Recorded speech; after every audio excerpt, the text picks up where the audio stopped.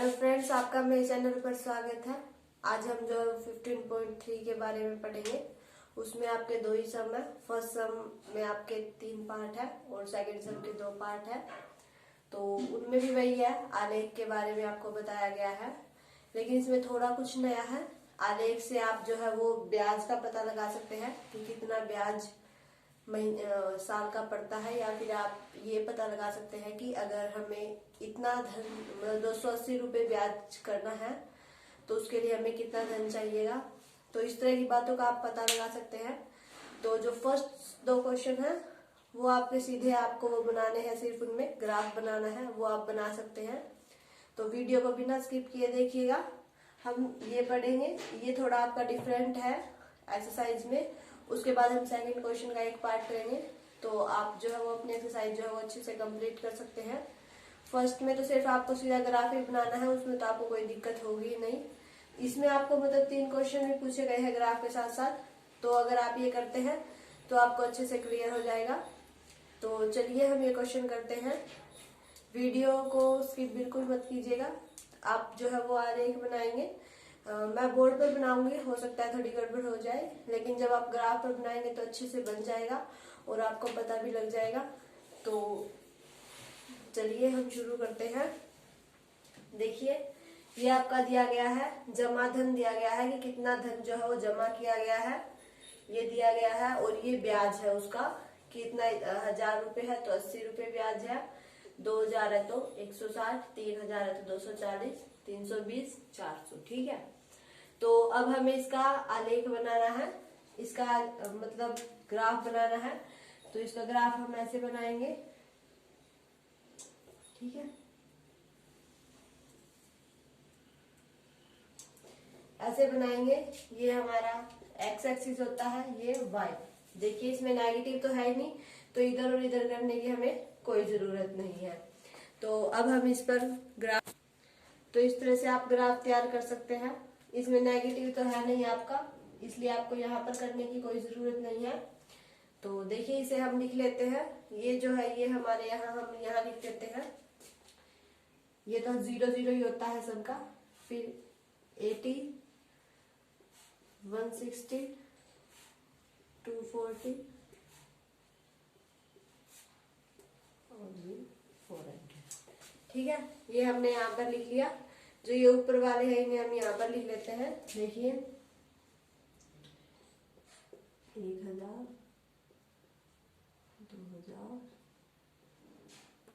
3000, 4000 और 5। ये बन गया इस तरह से। अब इस पे हमें जो है वो एक लाइन ड्रॉ करनी है। देखिए ये थोड़े चौड़े हो गए हैं और ये थोड़े बीड़े हो गए हैं। जब आप ग्राफ पर बनाएंगे तो उसमें आपको अंदाजा लग जाएगा कि कितना कितना गैप लेना है, उसमें आपको जो है वो गलती नहीं होगी, तो उसमें आपका अच्छे से बन जाएगा। तो देखिए जब 80 रुपये ब्याज है तो जमा धन कितना है, 1000 रुपये, तो यानी कि ये यहाँ पर आ जाएगा। ठीक है। फिर देखिए 160 है तो 2000, यानी कि ये यहाँ पर आ जाएगा। फिर ये 240 है तो 3000, यानी कि ये यहाँ पर आ जाएगा। फिर 320 है तो 4000, ये यहाँ पर आ जाएगा। और फिर 400 है तो 5000, यानी कि मतलब ये मतलब इनका गैप थोड़ा कम ज्यादा है तो ये इसलिए हो रहा है, तो मतलब 5000 यहाँ पर आ जाएगा। तो इस तरह से मतलब आपके बिंदु जो है वो एक सीधी लाइन के अंदर आएंगे, तो आप जो है वो उसका ऐसे जो है एक ग्राफ खींच लेंगे। ये बिंदु सारे आपके इस लाइन पर ही आएंगे। ठीक है। जब आप ग्राफ में बनाएंगे तो आपका अच्छे से बन जाएगा। ऐसे आप बना लेंगे, ग्राफ बन गया आपका। अब देखिए इसने जो क्वेश्चन पूछे हैं हम उनका आंसर दे देते हैं। इसने पूछा है कि क्या आलेख मूल बिंदु से गुजरता है। कल मैंने आपको बताया था कि मूल बिंदु हमारा ये होता है, 0 0 होते हैं जहां दोनों पॉइंट्स, यहाँ पर हमारा x भी 0 होगा और y भी 0 होगा, तो ये हमारा क्या होता है, मूल बिंदु। ग्राफ जो है वो मूल बिंदु से ही जा रहा है, तो इसका आंसर क्या हो जाएगा, हाँ, जो आलेख है हमारा वो मूल बिंदु से गुजर रहा है। तो इस तरह से आप इसका आंसर दे सकते हैं। इसका तो सिर्फ हाँ या ना में ही देना है आपको, ठीक है। तो आपने इस तरह से ग्राफ बना लिया। अब आपसे ये पूछा जाए कि आलेख से अगर 2500 रुपए का वार्षिक ब्याज बताइए, यानी कि जब हमारे पास पैसे कितने होंगे, 2500 होंगे, तो उसका जो है वो वार्षिक ब्याज हमें बताना है। तो देखिए यहाँ पर 1000 है, तो यानी कि इसके बीच में कितना आएगा, 500। यहाँ 2000 है तो 1500, यहाँ 2500, यहाँ 3500 और यहाँ 4500, ठीक है। इनके बीच में मतलब इतना इतना आएगा आपका 500 500 आगे आप देंगे अगर हम तो देखिए इसने पूछा कि 2500 रुपए का, और ये आपके जमा धन जो है ये रुपए में ही दिया गया है, और इसने भी क्या पूछा है, रुपए। 2500 रुपए का वार्षिक ब्याज याद कीजिए। तो देखिए जो 2500 है वो हमारा यहाँ पर आता है, ठीक है, मतलब वो यहाँ आएगा हमारा 2500। तो जब इसका हम जो है वो निकालेंगे, मतलब हमें जो इसका धन बताना है, तो हम जो है वो इसे नीचे की तरफ लेकर आएंगे, ठीक है। तो ये आपका इस तरह से कुछ हो जाएगा। तो यानी कि इनके बीच का गैप कितना आएगा, 160 और 80, यानी कि 80 है, इसका हाफ करें तो कितना आएगा, 40, यानी कि 160 में अगर हम 40 जोड़ दें तो हमारा कितना आ जाएगा, 200, यानी कि इनके बीच में कितना आएगा, 200, और ये इनके बीच में आ रहा है।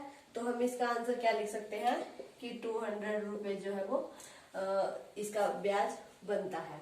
2500 रुपए का वार्षिक ब्याज 200 रुपए, ठीक है। तो देखिए ये भी आपका रुपए में दिया गया है और ये भी रुपए में दिया गया। अगर कुछ और में दिया था तो हमें कन्वर्ट करना पड़ता, लेकिन अब आप इसका सीधा आंसर दे सकते हैं सिर्फ आलेख के द्वारा। देखिए 2500 कहाँ पर आएगा, फिर उसे नीचे मिला के देखिए कि वो कहाँ पर आएगा, तो आपका जो है वो जो पैसे यहाँ पर आएंगे वो आपका आंसर हो जाएगा।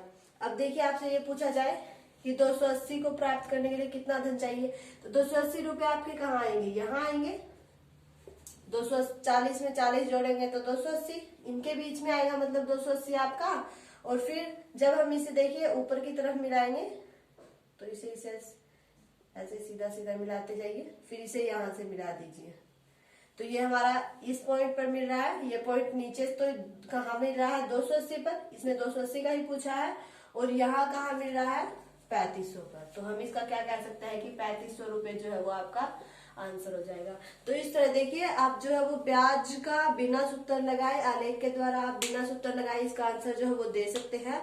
या फिर ये पूछा जाए कि इतने रुपए प्राप्त करने के लिए कितना धन जमा करना होगा, तो आप वो भी बता सकते हैं आलेख के द्वारा आसानी से बिना कोई फॉर्मूला लगाए। तो ये क्वेश्चन जो है आपका डिफरेंट था फर्स्ट पार्ट में, ये मैंने आपको बता दिया। इसमें आपसे एक ग्राफ बनाना है, आपको ये आपको दिया गया है, इससे आपको ये ग्राफ बनाना है, और उसके बाद आपको इन 3 क्वेश्चंस के आंसर देने हैं। क्वेश्चंस क्या है कि मूल बिंदु से गुजरता है, हाँ मूल बिंदु हमारा ये होता है, तो ये ग्राफ यहाँ से गुजर रहा है। उसके बाद पूछा गया है कि जो 2500 रुपए का है वो वार्षिक ब्याज हमें बताना है, तो वो भी हम बता सकते हैं।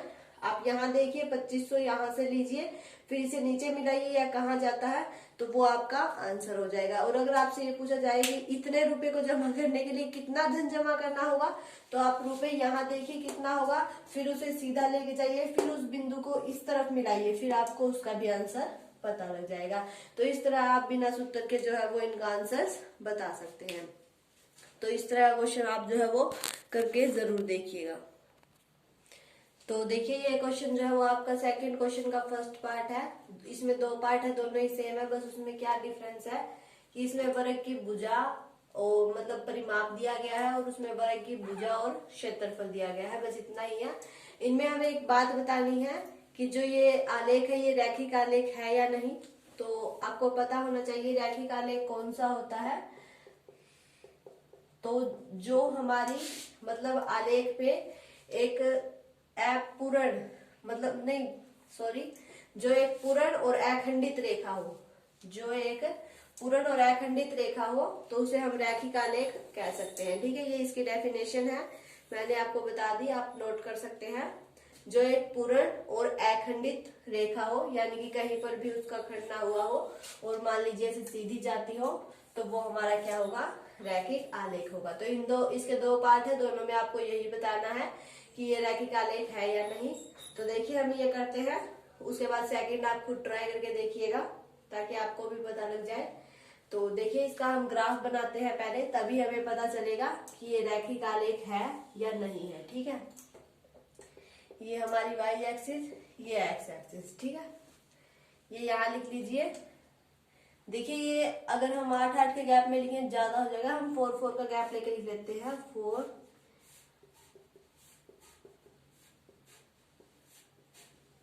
ठीक है, 24 तक ही है, हमने 24 तक लिख लिया। हमने 4-4 का गैप ले लिया। ये हमें खुद देखना पड़ता है कि हम कितने कितने गैप पर लिखें। आप 2-2 का भी लेके लिख सकते हैं, फिर आपको थोड़ा लंबा लिखना पड़ेगा, या आप 4-4 का लेके लिख सकते हैं, या आप 8-8 का भी लेके लिख सकते हैं। फिर आपको ध्यान में रखना पड़ेगा क्योंकि 12 आएगा तो आपको देखना पड़ेगा कि उसमें 12 आपका कहाँ से होगा। और ऊपर देखिए 2, 3, 4, 5, 6 है, तो हम इसे सीधा ही लिख देते हैं। 1, 2, 3, 4, 5, 6। ठीक है, इसके हमने सीधी लिख ली। ये हमारी मूल बिंदु हो गई 0, 0, यहाँ पर दोनों 0 है। तो अब आप इसका ग्राफ बना लीजिए। देखिए जब 2 है तो 8 है, यानी कि ये 2 है और ये 8 है, तो ये हमारा यहाँ आ जाएगा। ठीक है, उसके बाद देखिए 3 है, 12 है, 3 और 12, ये हमारा यहाँ आ जाएगा, मतलब थोड़ा नीचे आएगा। 3 और 12, मतलब 3 यहाँ है हमारा, 12 यहाँ। ठीक है, और फिर देखिए 3.5 और 14 जो है वो इनके बीच में आएगा। देखिए 13, 14, फिर 15 और 16, यानी कि ये हमारा 13 है, ये 14 है और ये 15 है, तो 14 लेना है। तो ये होगा हमारा कहाँ पर आएगा, 3.5, यानी कि 3.5 हमारा यहाँ पर आएगा। उसके बाद 4 बनेगा, तो यानी कि इससे थोड़ा सा ऊपर और इसके थोड़ा सा इस साइड। ठीक है, फिर देखिए 5 का जो है वो 20 है, तो 20 ये है हमारा, और 5 जो है वो देख लीजिए आप, यहाँ से होगा। ठीक है, फिर 6 का 24, तो 6 का 24 जो है वो आपका यहाँ से आ जाएगा। तो आप इसका जो है वो एक सीधी लाइन ले सकते हैं। ठीक है, मतलब ये आपके सारे पॉइंट जो है वो इस पर ही आएंगे। बोर्ड पर थोड़ा ठीक से नहीं बन रहा है, ग्राफ में आप अच्छे से बना सकते हैं। तो देखिए ये आपका इस तरह का ग्राफ बन जाएगा। मान लीजिए ये क्या है, अब हमारी एक पूर्ण और अखंडित रेखा है। क्या है ये, हमारी एक पूर्ण और अखंडित। अखंडित मीन जिसका कहीं भी टुकड़ा ना हुआ हो, तो पूर्ण और अखंडित यानी कि सीधी रेखा है। तो इसे हम क्या कह सकते हैं कि ये रैखिक आलेख है, रैखिक आलेख है। तो इसमें जो आपसे क्वेश्चन पूछा गया है कि ये रैखिक आलेख है या नहीं है, तो ये आ जाएगा हाँ, रैखिक आलेख है। और रैखिक आलेख की आपको डेफिनेशन भी पता होनी चाहिए, ताकि आपको अगर और कहीं पूछा जाए तो आपको कंफ्यूजन ना हो कि एक पूर्ण और अखंडित रेखा होगी तो वह रैखिक आलेख होगा। तो अगले क्वेश्चन में आपका क्या है कि यहाँ पर सिर्फ क्षेत्रफल है, यानी कि यहाँ पर 2 का 4 हो जाएगा, 3 का 9, मतलब जो होगा उसका स्क्वायर हो जाएगा, क्योंकि जो क्षेत्रफल क्या होता है वो भुजा का स्क्वायर होता है। तो उसमें आपको देख लेना है कि आपकी सीधी लाइन बनती है या नहीं बनती है। तो आप देख लीजिएगा कि वो रैखिक आलेख है या नहीं है। तो देखिए आज मैंने आपको बताया कि आप बिना फॉर्मूले के जो है वो साधारण ब्याज या फिर इतने ब्याज के लिए कितना धन चाहिए वो हम जो है वो ग्राफ में आसानी से बता सकते हैं। तो आप भी ये देख लीजिएगा और अच्छे से इन्हें कर लीजिएगा। और अगर ग्राफ में आपसे पूछा जाए तो शायद उसमें ज्यादा आसानी होती है, वरना आपको अगर फॉर्मूला याद हो तो आप उससे भी कर सकते हैं। तो देखिए आज हमने ये ग्राफ ही बनाए हैं। आज आपका 15 चैप्टर जो है वो कंप्लीट हो गया है। तो आप इन्हें ट्राई करके देख लीजिएगा, ग्राफ जो है वो बनाकर देख लीजिएगा। हो सकता है कि आपके पेपर में आ जाए, तो आपको कोई दिक्कत नहीं होनी चाहिए। भैया आपसे पूछ लिया जाए कि इसके लिए कितना धन चाहिएगा या फिर आपके इसके लिए कितना आपका ब्याज लगेगा, तो आप उसका आसानी से आंसर दे सके और आसानी से ग्राफ बना सके। तो आप जो है वो ट्राई करके जरूर देखिएगा। अगर आपको मेरी वीडियो अच्छी लगे तो इसे लाइक कीजिएगा, ज्यादा से ज्यादा शेयर कीजिएगा। और अगर आप मेरे चैनल पर नए हैं तो इसे सब्सक्राइब करके बेल आइकन दबा लें, ताकि आपको मेरे आने वाले वीडियो के नोटिफिकेशन मिलते रहे और आप अपने एग्जाम की तैयारी जारी रख सके। Thank you.